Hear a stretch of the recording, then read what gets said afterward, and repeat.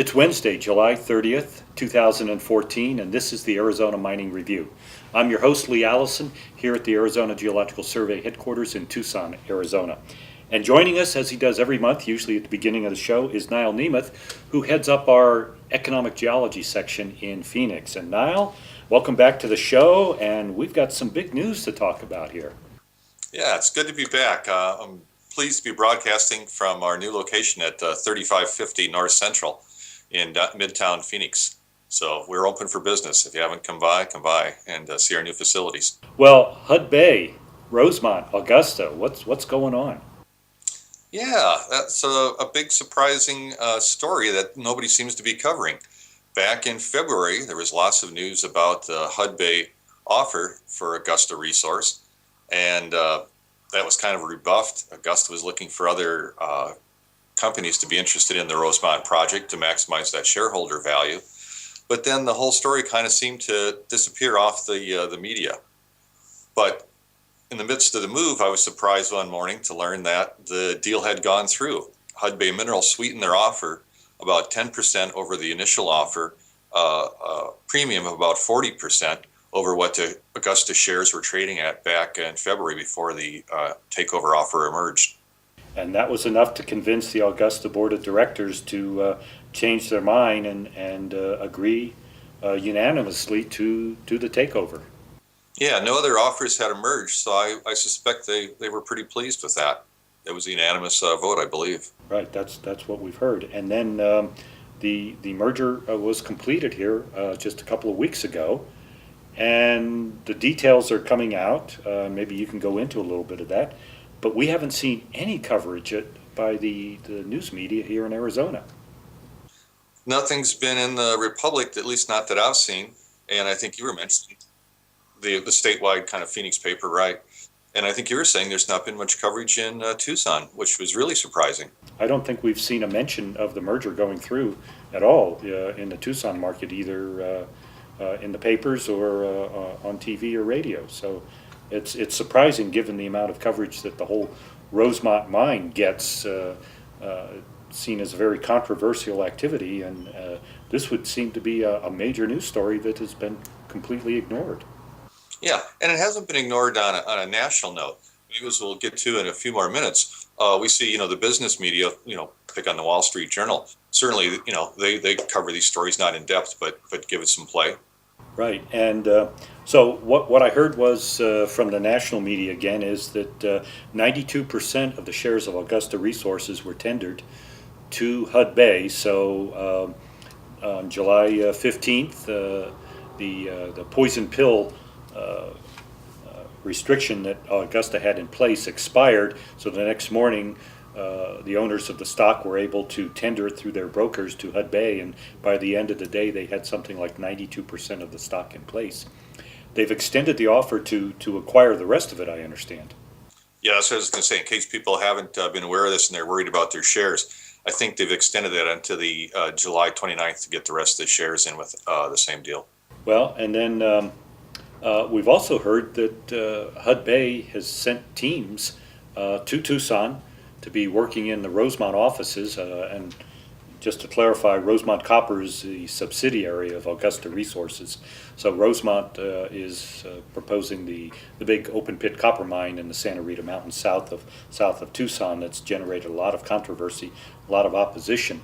But they've had people in town in Tucson for a number of weeks now, looking at the geology, the engineering, the operational plans, and the word we're hearing is that Hudbay is going to be sending some of their senior executives and engineering and technical staff from their offices in Canada down here to Tucson to join the Rosemont team here. Yeah, that timing's probably going to turn out pretty good for Hudbay. They're well along with their Constancia project down in South America. So as they get that online, that staff will have experience to be ready to jump into the Rosemont project. And one of the first announcements we heard from Hudbay is that they're putting $40 million into Augusta for the Rosemont project.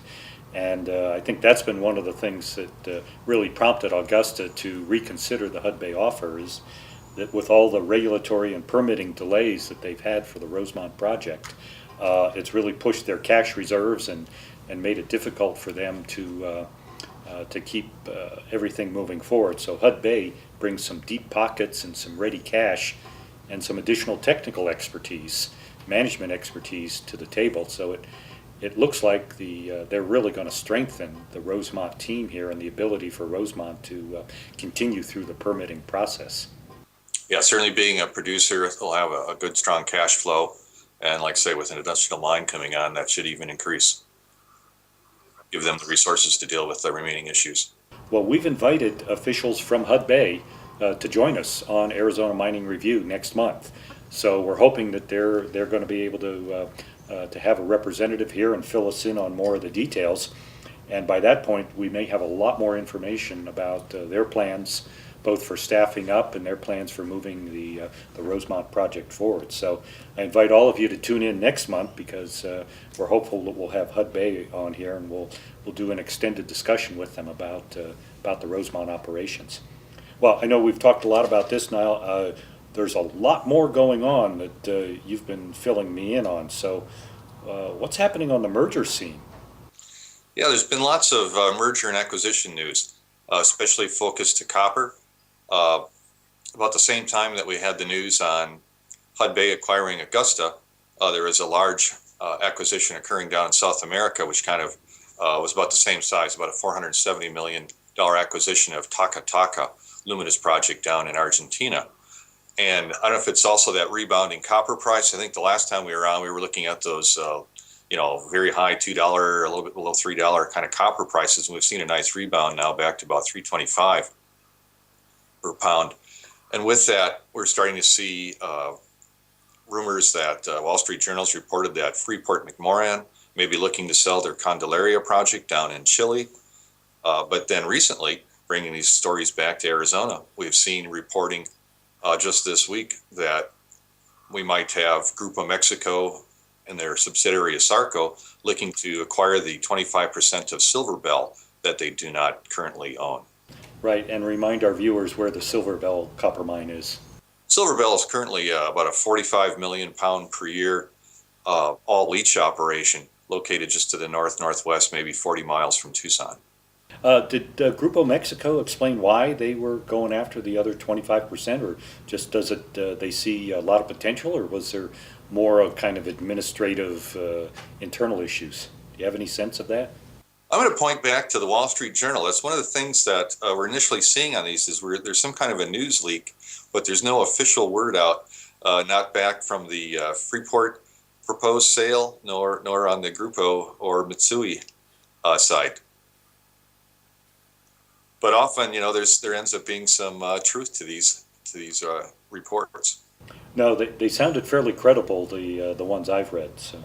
Yeah, and certainly back to the Freeport, the potential buyer seems to have emerged to be London Mining, who's a partner with Freeport on some other projects like in the Congo in Africa. So it won't be surprised to see that happen. Yeah, if you're already working with somebody, it's easier to have that trust established and make those kinds of deals. So we've got those deals kind of going forward. There's also been a bit of a hiccup that may emerge here in the next few days, and that would be related to the late December news where a company called Energeo was going to acquire Mercator Resources to acquire the Mineral Park project here in Arizona, about 25 miles northwest of Kingman, an operating open pit copper molybdenum mine. The Russian anti-monopoly service has wanted to review that project or that takeover offer in the project and is thinking that that's going to take another couple of months. Energeo is becoming impatient and has said that they're not going to extend the offer beyond the August 1st expiration date. So what does that mean? I guess we're going to learn in a few days what that means to Mercator. Yeah, that's coming up here almost overnight. Yeah, Mercator got some bridge loans out of the offer and has been using that to cover some of their expenses. They're behind on some of their principal payments to their lenders. So that will put them back into the hot seat if that deal falls through. But then perhaps with all this merger and acquisition interest, some other white knight might emerge. It seems kind of surprising that Russia would be looking at this for anti-monopoly kinds of things. Does this seem like a stretch to you, or is this fairly typical for something relatively small in a global market like this? You know, I'm not a global thinker usually in terms of the international politics, but I wonder if the tension that's arisen between the United States and the Russian and the sanctions that we're trying to, insert upon them for the Ukraine issue has got this just kind of bogged up in bureaucracy, tying up money, getting negative pressure on their political units. Certainly something that could be speculated, right? Okay. Well, Niall, it's a busy market out there. Any other last news items or points you want to bring up? Yeah, I'd like to just kind of leave copper for a second, but stick on the M&A theme. In the last few months, we've seen a Canadian company by the name of Care Mines make an offer for American Bonanza to get control of the Copperstone project located out by the Colorado River north of Quartzsite. And that deal has closed in late June. But just again, in the last 2 weeks, we've seen another, this time a mid-sized gold producer by the name of Sand Gold Corp emerge to make an offer for Care Mines. And so they've got a letter of intent. The merger deals are not very far along yet, but it looks like it's a cooperative venture. And this one actually makes perhaps a little more sense. If I can just read a few lines from their press release, they hope to take advantage of their operating principles of strict grade control, better cost control, lower overhead, and operating mines at optimum rates that are paying off in their underground gold projects up in Canada in the Rice Lake district. That's about 100 miles north of Winnipeg, Manitoba, that they hope to bring that expertise down to the Copperstone Gold Project. Okay, so one more time of a somewhat larger company with more technical expertise, some deeper pockets, bringing that to bear to help develop some Arizona resources. Yeah, and I was just going to quickly mention that deeper pockets. They're a mid-sized producer producing about 75 to 85,000 ounces of gold the last 3 years. So that'll bring some capital as well as that expertise to Arizona.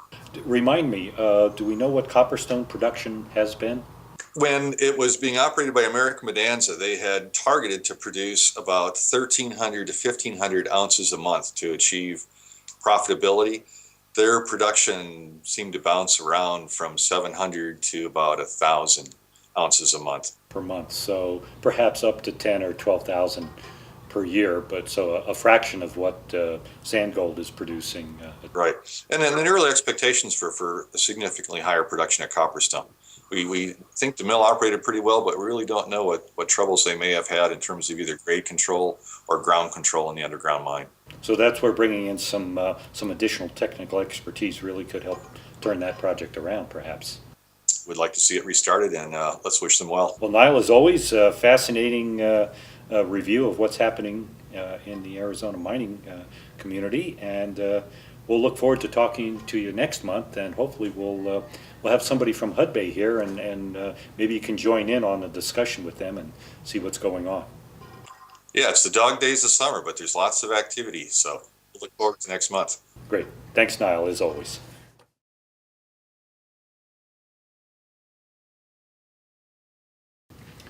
Well, joining us now is Ted Eyde, a member of the board of the Mining Foundation of the Southwest.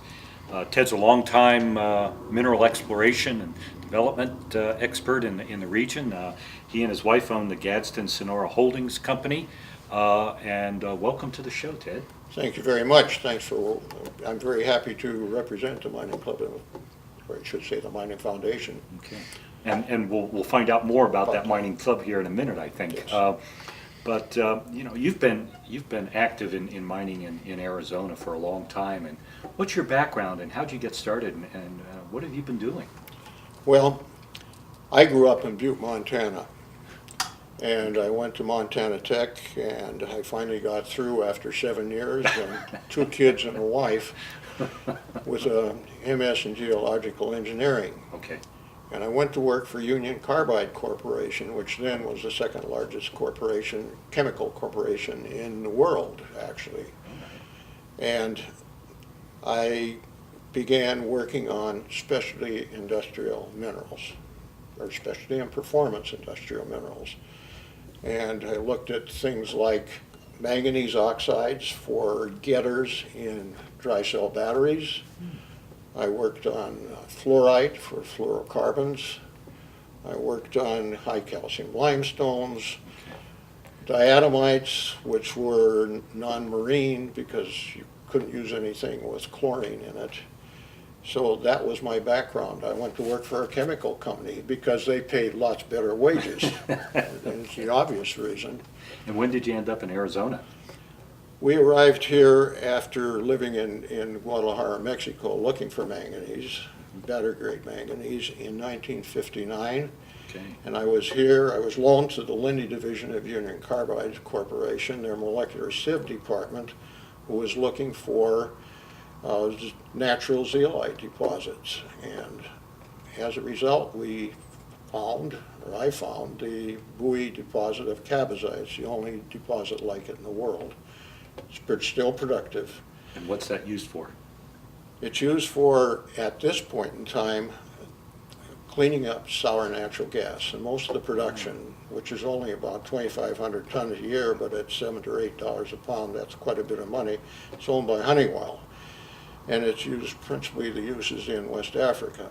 And the interesting use that occurred some years ago was 3 Mile Island accident. And the material that was mined at Buoy was used in IE96, which was a product to clean this radioactive strontium and the radioactive cesium-134, strontium-90, out of the water in the basement of the 3 Mile Island reactor. Wow. Okay. And I was president of the SME in 1991. Okay. The national body. The national, yes, I was right. the president of the national organization. Okay. Well, now you're on the board of the Mining Foundation of the Southwest, and I think a lot of our viewers may be familiar with it, but maybe not fully understand all the things that the foundation does. So I'm going to give you a chance. What are the big things that the group is doing? The Mining Foundation basically supports the mining industry and the minerals industry, and it looks at the history of mining. It looks at the people that are doing special things in the minerals industry in the present, and then looks to the future. And in the future, they're looking at scholarships, the monies that go to a program that Pam Wilkerson works on that goes and talks to high school children, I shouldn't say high school students, about the mining industry, what it is, why it's important, and why we have to have it. And in addition, we pick people out from the industry and we'll make an award for them. It's called the Medal of Merit. And SME also awards people, or has awards similar to that, but they're almost all confined to the society. SME is the largest professional mineral society in the world, organization in the world.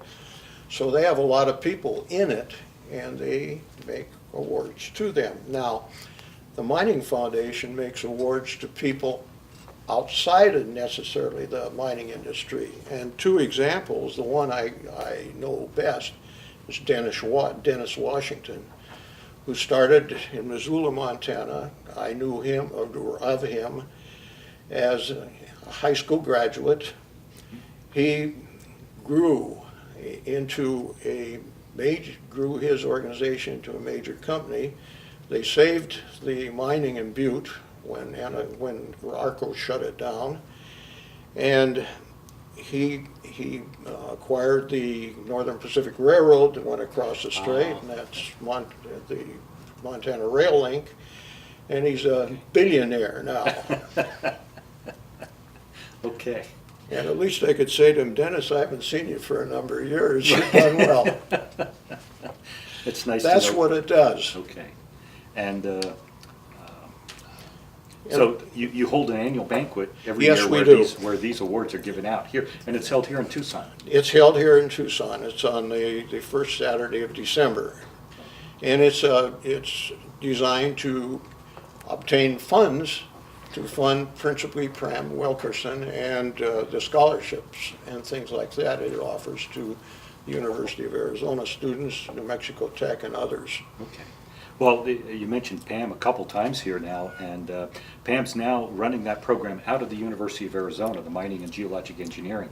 So you provide the funding to the university to pay her salary. Yes. She's traveling around the state in schools everywhere, giving these seminars and workshops and showing the kids what are rocks and minerals and the role of them That's true. in our culture and our society. But most important, she stresses what it's used for, Okay. So it because makes- most of these don't do that.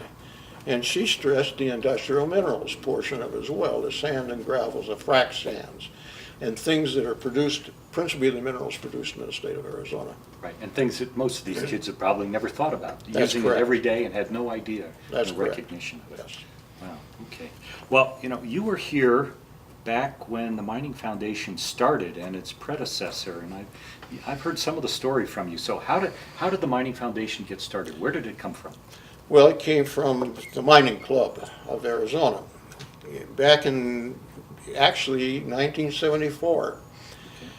There were a large number of oil companies that decided to get into the minerals business. There was Exxon, there was Chevron, there was Arco, Occidental, the Superior Oil Company, who I worked for a time. And they wanted to have a club similar to the Petroleum Club in Denver, but it'd be the Mining Club in Tucson. There were 80 companies at that time looking for minerals, principally copper, in the state of Arizona and in the Southwest in general. And that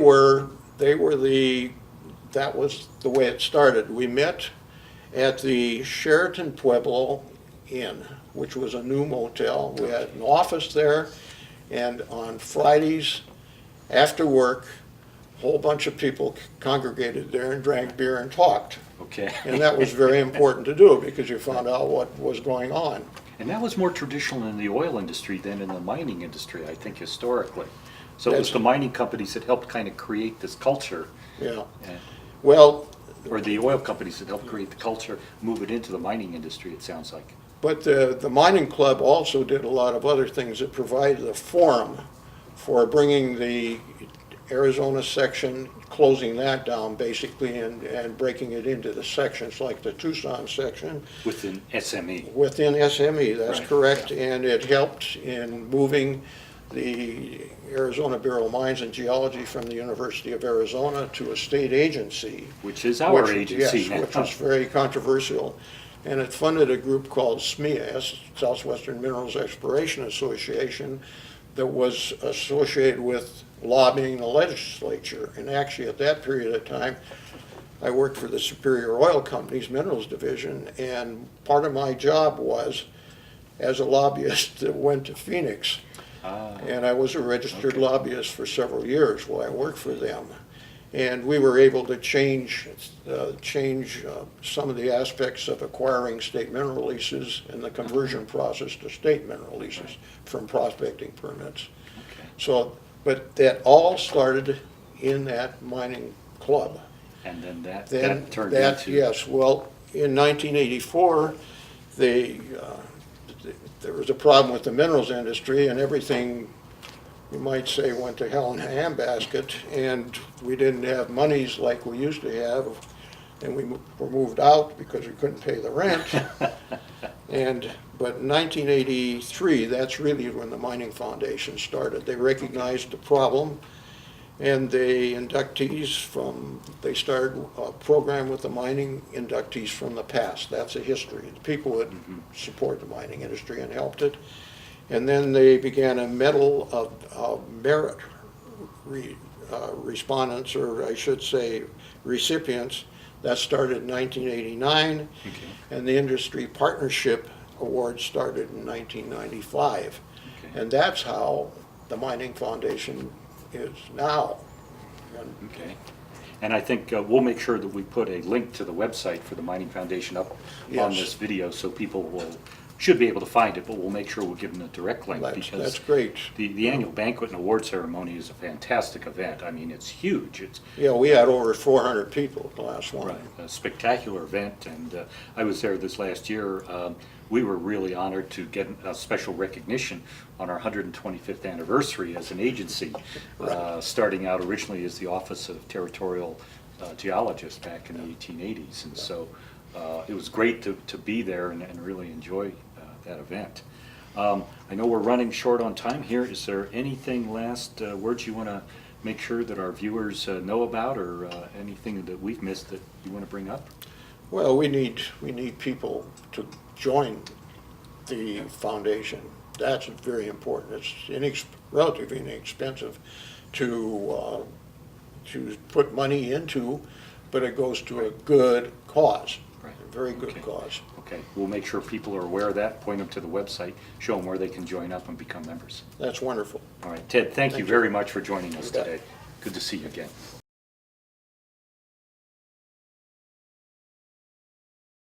Well, joining us now via Skype from our office in Phoenix is Casey Brown, who's heading up our mining data preservation program. And the old DMMR, Department of Mines and Mineral Resources, had vast collections of mining and mineral resource data, documents, maps, files, and Casey's been putting them together. So, Casey, we understand you have some updates on the progress of this massive effort. But first, what's the scope and scale of the different collections that you've got up there in Phoenix? From a broad perspective, there are about 30 data sets that we consider these collections. Half a dozen of those are photographs. One includes all of the oversized maps that came with the Department of Mines and Minerals. Those may have contained documents from other outside collections, but we included them in what we called the oversized maps collections. And about 20 outside donated collections, what we would call in the Library of Science special collections, that the Department of Mines and Minerals didn't produce. They have one that we refer to as the ADMMR mining collection, which was created by them from when they started in about 1940 through about 2010. Okay, so that's been the biggest one, and that's the one that I think you started on. And how's the progress been on getting that core collection done? That core collection we've actually had scanned and cataloged and put that out last year. So that's been available for some time. In recent months, we've started to add some of the new, what we call collections, outside collections. And that's what I wanted to hear about. What new collections are up there, and can you give us a kind of an idea of what's involved in these new collections that are online? Certainly. We've put out 3 of the special collections in the last few months, notably the Jim Sells collection.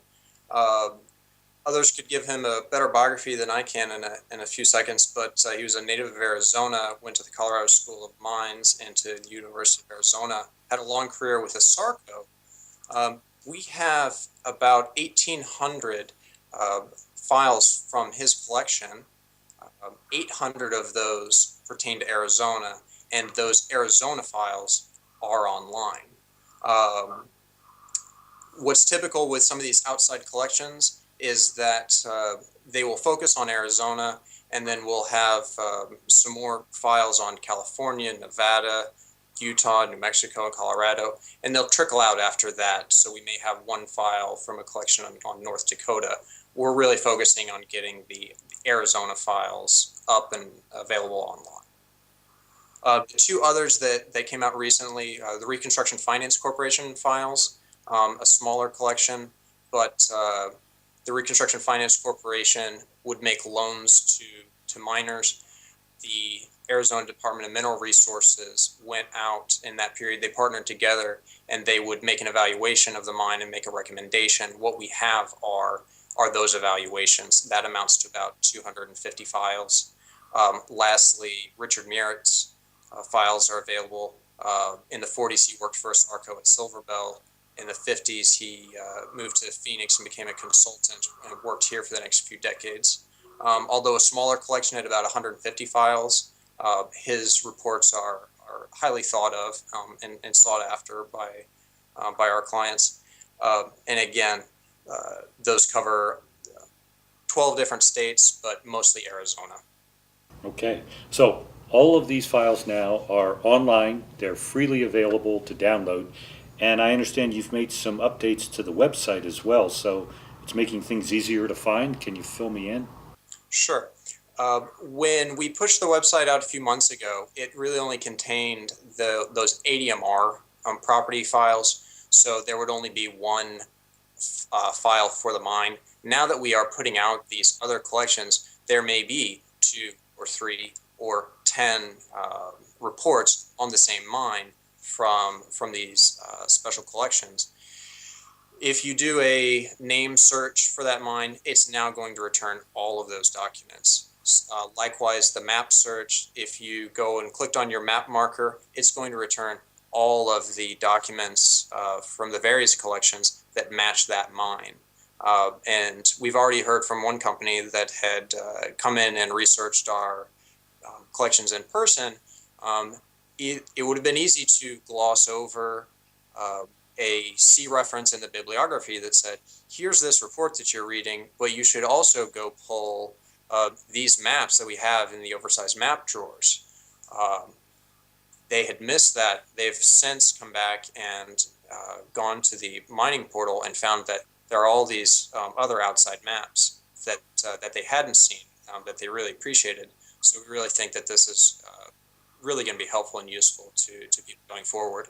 Absolutely, yeah, it sounds that way. So, Casey, we're running out of time, but I'm going to make sure we put the URL up on the screen here for folks who want to come to the mining data portal and find all of this great new stuff. And we'll look forward to talking to you here and continuing as you add more and more data into the system. So, thanks for joining us. Thank you. All right, well, that wraps up our show for today. Thanks for tuning in. Our producer-director is Mike Conway, behind the camera and at the keyboard, Jordan Matty. So we'll look forward to seeing you next month on Arizona Mining Review.